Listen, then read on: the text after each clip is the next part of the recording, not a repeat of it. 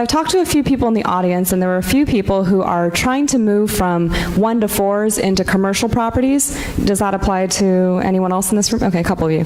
Yeah, so Sean, can you actually talk about what some of the similarities and differences are when calculating loan proceeds from commercial versus residential? Oh yes, the almighty loan proceeds.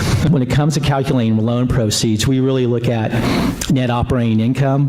On the residential side, 1 through 4, you're looking at your personal income, maybe some investment income to get your debt to income ratio, and whatever income's coming off the properties you're buying. When you look at commercial real estate, we're drilling down to net operating income, and we're looking at the rent stream. Multifamily, we all know it's the tenants, but when you're looking at commercial, you're looking at those leases, are there rollover coming up, and how long are those leases, and what's that cash flow look like, and how long is it, or how short is it? And we're backing out operating expenses, and then we're calculating this debt coverage ratio.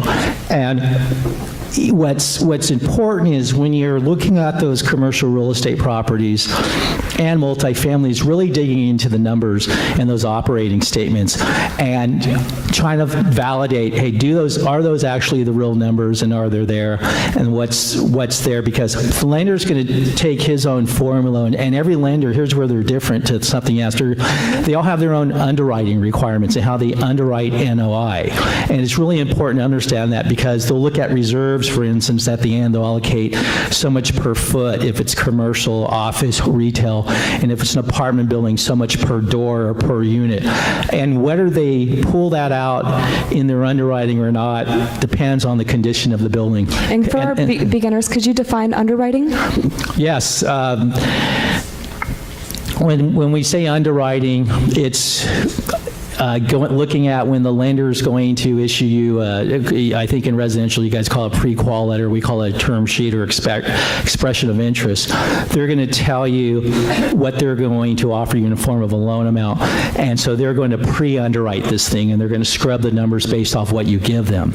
But there's other stuff that comes into it down the road prior to commitment. But like due diligence? Yeah, the due diligence and all that when that comes back. So they're going to give it what we call a pre-flight. And so they're going to scrub those numbers and tell you, here's what we believe the NOI is, therefore we're going to back into what we believe the loan amount can be based off that net operating income. When you go down the commercial route, there are more terms, and you really need to understand what you're getting.